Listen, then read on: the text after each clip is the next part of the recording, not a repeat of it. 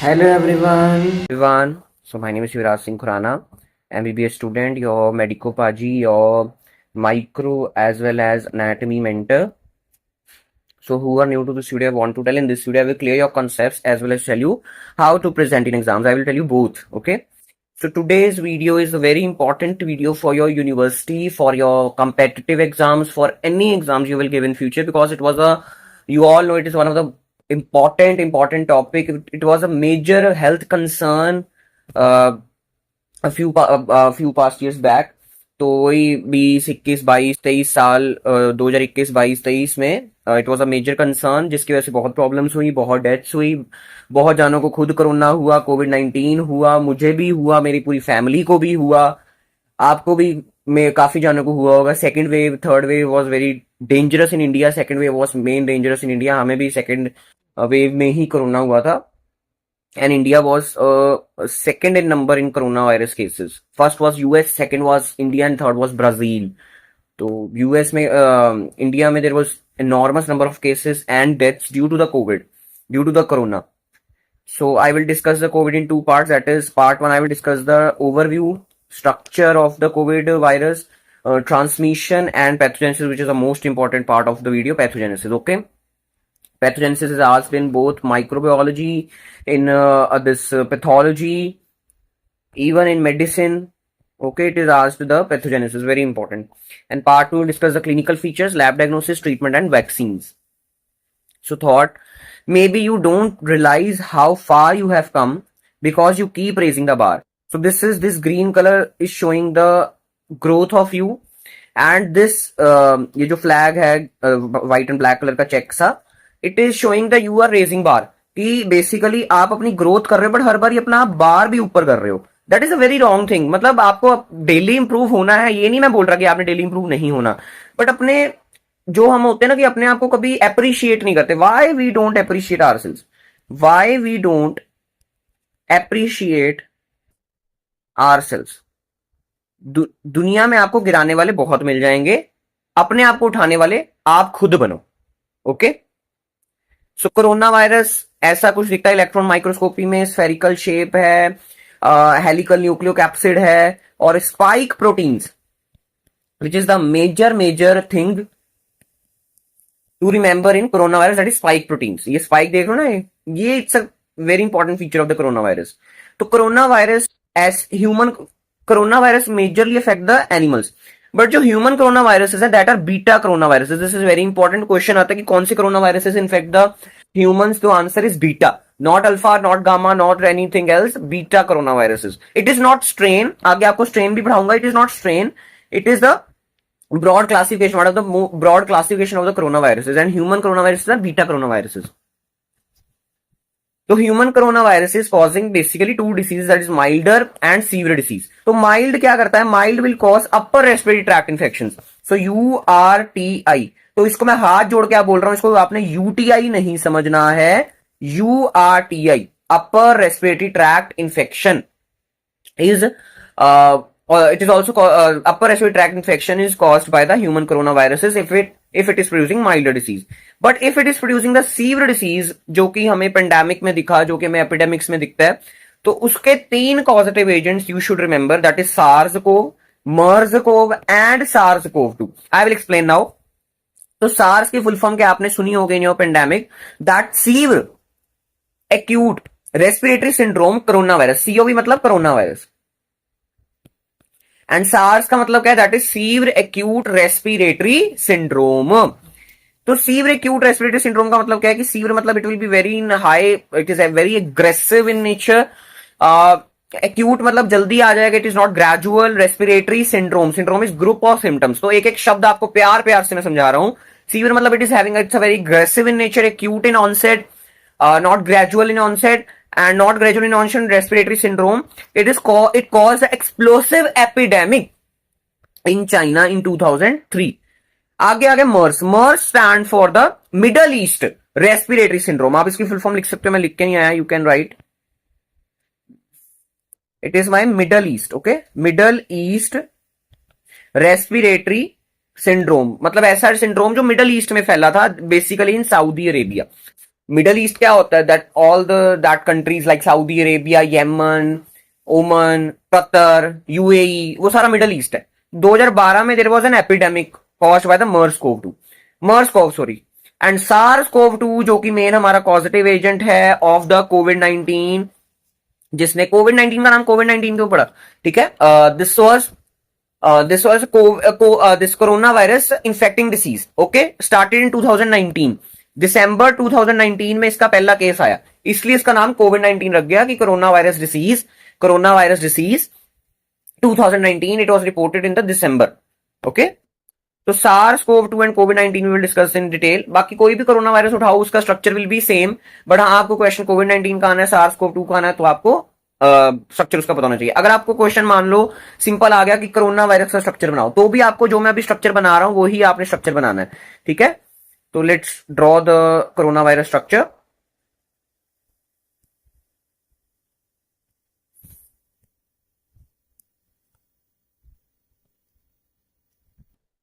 ठीक है, तो basically it is having an type of envelope that we will draw। ऐसे एक इसका एनवेलप है,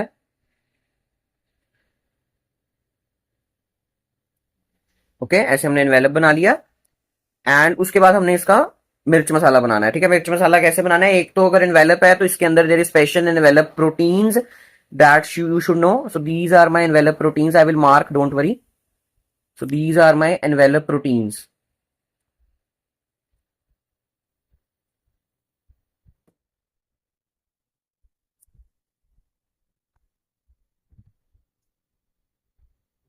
ठीक है। उसके बाद we will draw the spikes. इसकी पहचान क्या है? स्पाइक्स है इसकी पहचान, है ना। तो we will draw the beautiful beautiful spikes. ऐसे बना लेते हैं स्पाइक्स इजी करने के लिए। दीज आर माय स्पाइक्स, प्यारे प्यारे इसमें स्पाइक्स बना रहा हूं। आप इसको कोई भी शेप दे सकते हो, but I am giving it spherical. You can give any shape you want, okay.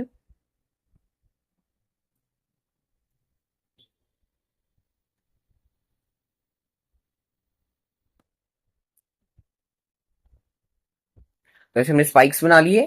And then spike के बीच में there is one protein that you should know, that is my membrane protein. That is what my membrane, मतलब जो आपको वो करने के लिए काम आएगा, this transfer from outside to inside और inside to outside the materials which is transferred by the membrane protein, okay. Membrane protein, ऐसे आपने मेम्ब्रेन प्रोटीन बना लेने हैं। मेम्ब्रेन प्रोटीन्स का number is more as compare to the spike protein, is more as compare to the spike protein, okay.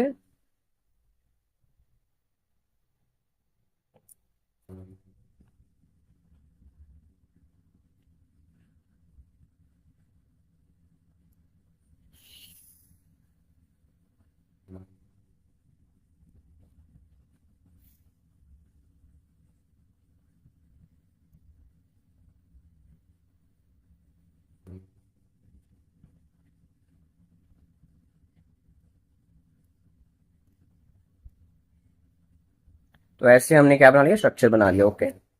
अब इसको we will do the labelling. पहले labelling करने से पहले हाँ, बीच में जो हमारा जो मेन थिंग है this of the any virus, that is nucleocapsid, कि the nucleic acid is wrapped. So ऐसा हमारा कुछ न्यूक्लिक एसिड पड़ा हुआ है, और इसके आसपास देर इज माई न्यूक्लियोकैप्सिड। ऐसा कुछ हमारा दिस कैप्सिड है। ऐसे हमारा पूरा आसपास कैप्सिड है, तो आप ऐसे पूरा बना सकते हो, ठीक है। ऐसे आप पूरा गोल गोल बना सकते हो। So we will mark now. So this is my what? Spike protein. Spike protein. That is my S. This is my M protein. That is membrane protein. Membrane protein. And this is my envelope protein. Envelope protein. That is my E, envelope protein. And next is my this nucleocapsid.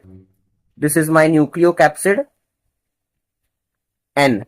कि जहां हमारा जो nucleic acid है is wrapped by the capsid outside, okay. And this is my what? Single stranded RNA. This is my what? Single stranded RNA.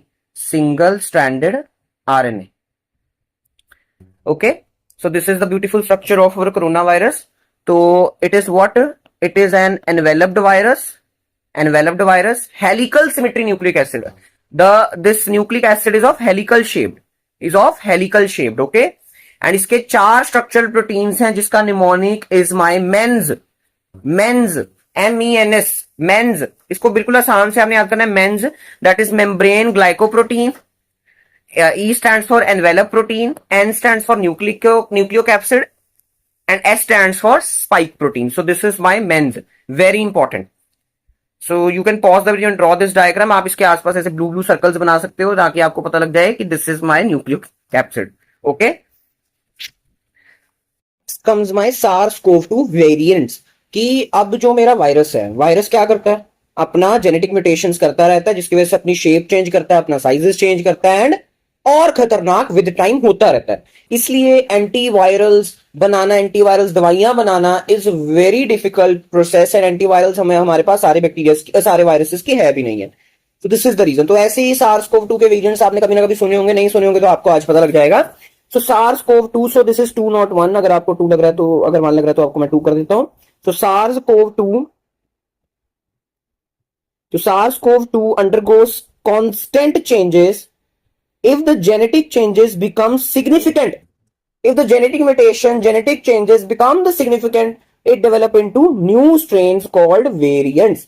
SARS-CoV-2 के variants वही genetic mutation जब ज्यादा हो जाए, it will lead to production of a new virus known as a variant of the normal virus. तो there are many variants, alpha, beta, gamma, ये इतने खतरनाक नहीं थे. But delta and Omicron was the dangerous one.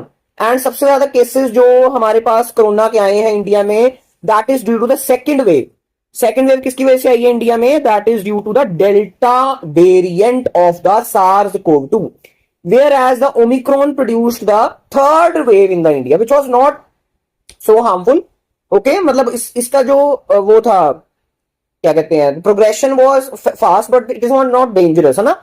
But second wave जो ज्यादातर, जैसे मुझे भी कोरोना, मेरी फैमिली को कोरोना सबसे ज्यादा कब हुआ है? इन द सेकेंड वेव ही हुआ है. ओके, आपको भी ज्यादातर वही 21 में ही हुआ होगा ना, 21-22 में ही हुआ, तो तब सेकेंड वेव ही चल रही थी 2021 में. सो एमओटीज पता ही है भाई. अब किसी ने पेपर में फीकोरल रूट लिखा, मार खाएगा प्लीज. कोविड आया, कोविड का तो भाई अच्छी तरह याद होना चाहिए आपको MOT. So respiratory droplets if present within the 1 metre. कितना चला था हमारे जो टीवी पे एड्स आती थी, 1 मीटर की दूरी रखो भाई, मास्क डाल के रखो जी, 1 मीटर. कुछ एक लाइन भी राइमिंग से होती थी, मैं भूल गया. तो 1 मीटर के डिस्टेंस तक आपने that droplets can transfer. So contact क्या है? अगर मेरे को कोरोना है, आपको कैसे हो जाएगा? अगर आपने मेरे से हाथ भी मिलाया, मैं जब आपसे बात कर रहा हूँ, मेरे जो ड्रॉपलेट्स है वो आपके अंदर जा सकते हैं. मेरे हाथ से मैंने अपना नाक पहुंचा था, अपना मुंह पहुंचा था, आपने मेरे साथ हैंडशेक किया, एंड आपको भी होगा. So this is a very simple thing. सारे रेस्पिरेटरी इंफेक्शन ऐसे ही फैलते हैं. So direct with infected people, indirect through fomites. Fomites क्या होते हैं? नॉन लिविंग थिंग्स जिस पर कोविड जिंदा रह लेता है.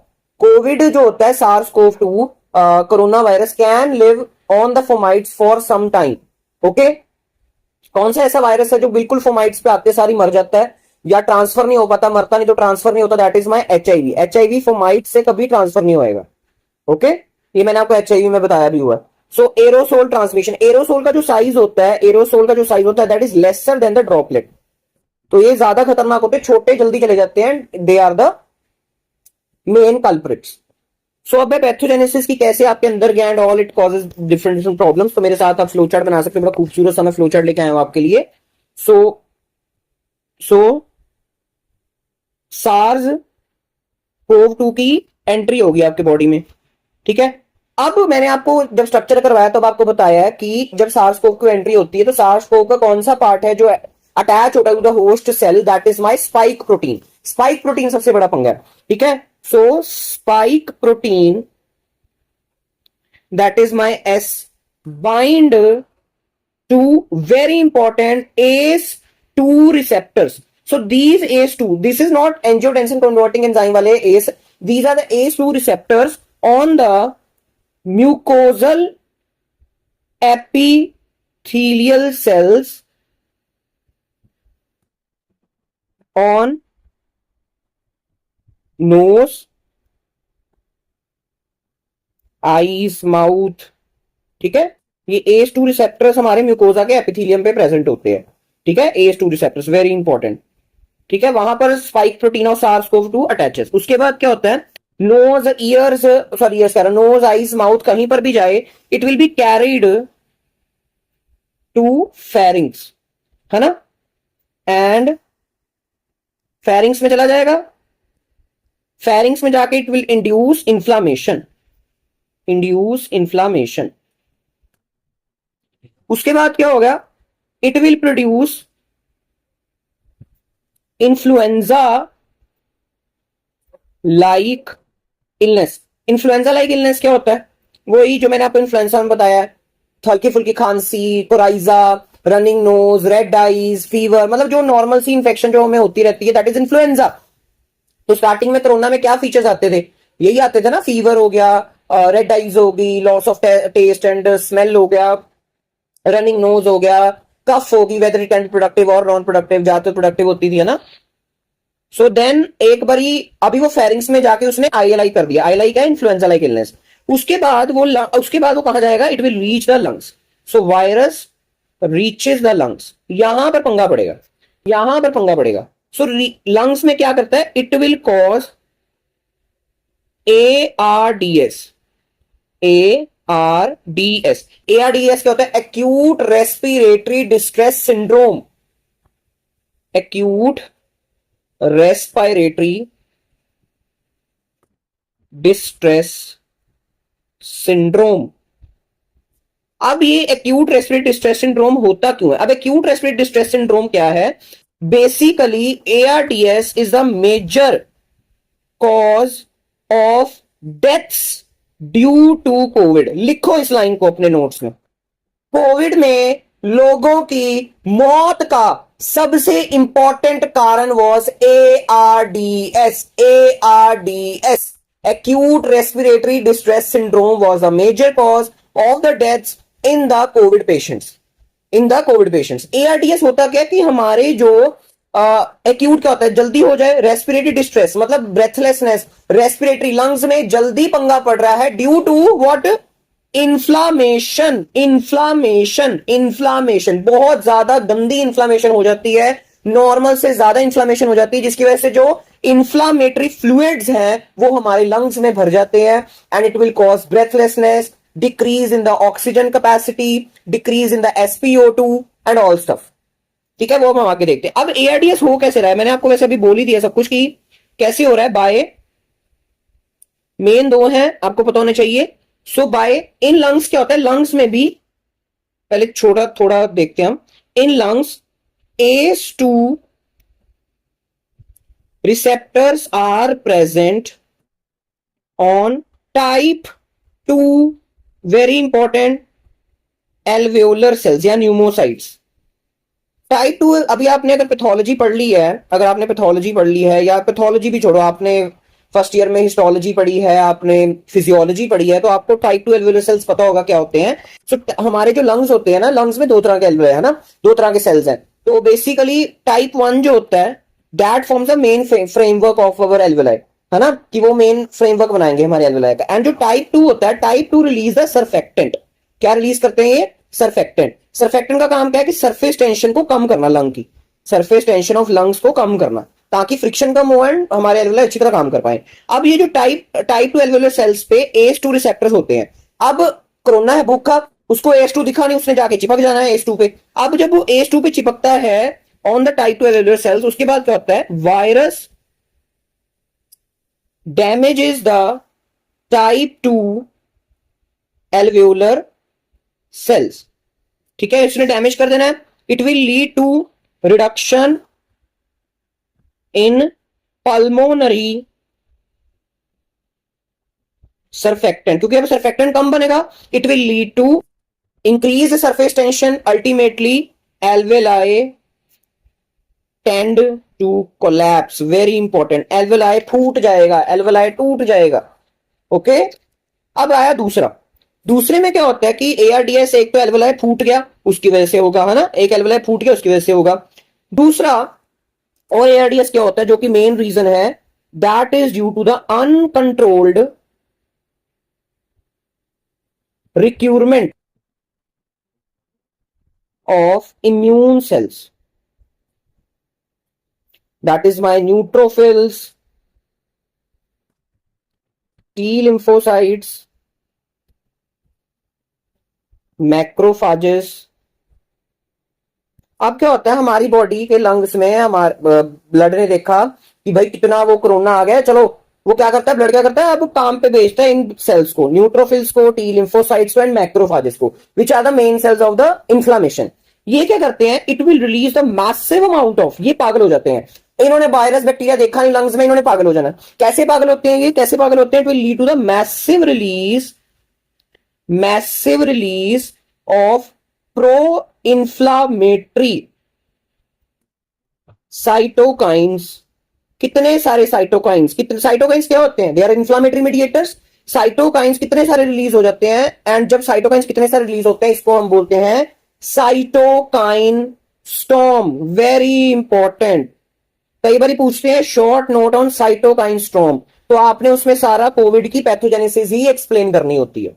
ओके, अब आई साइटोकाइन स्टॉर्म. कितने सारे साइटोकाइंस रिलीज हो गए, कौन कौन से साइटोकाइंस रिलीज होते हैं, that is my interleukin 2, interleukin 6, interleukin 7, interleukin 8, interleukin 10, ठीक है, interferon gamma and TNF alpha, tumour necrosis factor alpha. Okay, इतने सारे साइटोकाइंस आर रिलीज, और इनमें से सबसे इंपॉर्टेंट वाला जो आपने कभी भूलना ही नहीं है, दैट इज इंटरल्यूकिन 6. ये जरूर इसका एमसीक्यू क्वेश्चन आता है इंटरल्यूकिन 6 का. ओके, वैसे तो आपने सारे याद करने जो मैंने करवाए हैं आपको यहां पर कि ये cytokines are release, but interleukin 6 आपने नहीं भूलना. चलो, ये क्या करते हैं, it will lead to the tissue damage and pulmonary oedema. अब इतने सारे साइटोकाइंस रिलीज हो गए, नॉर्मल सेल्स को डिस्ट्रॉय करना शुरू कर देंगे. इट विल लीड टू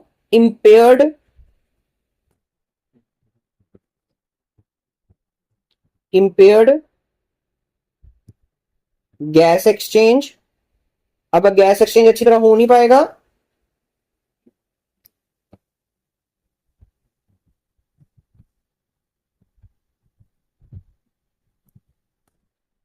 ठीक है, गैस एक्सचेंज हो नहीं पाएगा. It will lead to the reduced blood oxygenation, reduced oxygen in blood and hypoxia.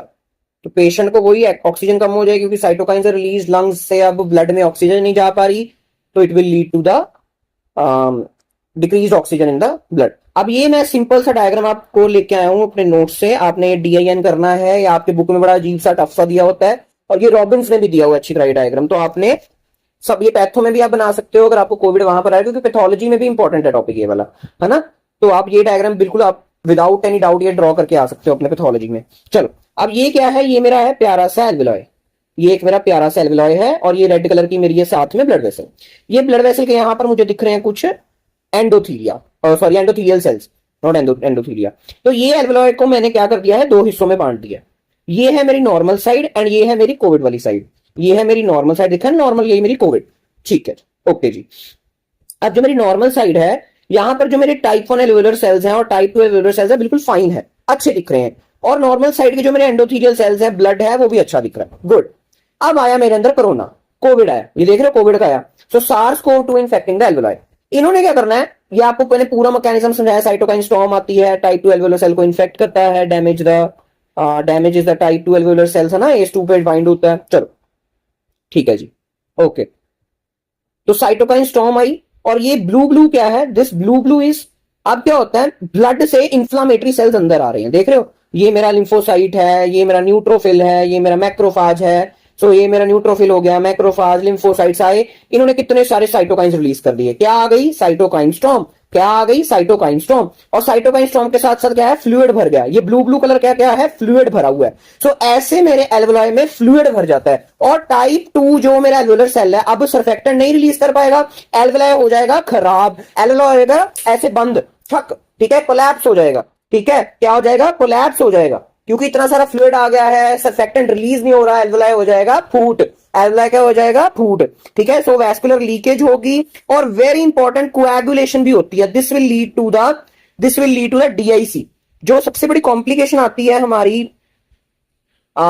In the COVID, that is DIC, ठीक है, डिसेमिनेटेड इंट्रावैस्कुलर कोएगुलेशन। इसमें क्या होता है, छोटे छोटे क्लॉट्स बन जाते हैं इन द ब्लड, और ये क्लॉट्स आगे जाके टूट के छोटे छोटे क्लॉट्स में बिखर जाते हैं और it can deposit in anywhere. सबसे ज्यादा खतरनाक कब होता है, जब it will deposit in the brain की ब्लड वेसल में अगर ये जाके फंस जाए तो ये क्लॉट पंगा डाल सकता है ना। सबसे ज्यादा खतरनाक ब्रेन की ब्लड वेसल में अगर फंस रहा है क्लॉट, तो क्लॉट बनना शुरू हो जाता है, डीआईसी होना शुरू हो जाता है, डिसेमिनेटेड इंट्रावैस्कुलर कोएगुलेशन, ठीक है, जिसमें it can lead to the many serious complication. It can lead to shock or it can lead to DIC. Okay, okay, ठीक है। और क्या हो सकता है कि अब जो मेरा एंडोथेलियल डैमेज हुआ है, अब मेरी जो ब्लड वेसल्स हैं ये भी डैमेज हो रही है ना, ये blood vessels are also damage. तो इसकी वजह से क्या होता है, if there is endothelial damage, it will lead to the vasodilation, there will be enormous vasodilation. ऐसे अब एंडोथेलियम ही नहीं बचा, अब ब्लड वेसल से सब कुछ लीक होना शुरू हो जाएगा, क्योंकि एंडोथेलियम ने वो बांध के रखा हुआ था पूरी ब्लड वेसल्स को, लीक होना शुरू हो गया। वेजोडाइलेशन, थ्रोम्बोसिस मतलब वही कोएगुलेशन होनी शुरू हो जाएगी, it will lead to DIC, thrombosis, haemorrhage and hyper कोएगुबिलिटी।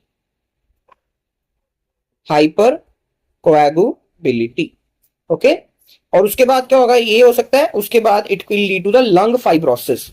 ये सारे पैथोलॉजी के कंसेप्ट्स हैं, lung fibrosis in later stages. ये क्या है कि बेसिकली जब भी क्रॉनिक इन्फ्लामेशन होती है, ये क्या है, इन्फ्लामेशन ही है ना। इन्फ्लामेशन एक बार एल्वेलाई खराब हो गया, इन्फ्लामेशन पूरी हो गई, सब कुछ हो गया, उसके बाद हमारी बॉडी हील कैसे करती है, इट हील्स विद फाइब्रोसिस। वहां पर there is my collagen deposition. अब जहां पर पहले एल्वेलाई था वहां पर आ जाएगा कोलेजन, बॉडी को लग रहा है मैं ठीक कर रही हूं अपने आप को, बट वहां पर तो कोलेजन डिपॉजिट हो रहा है।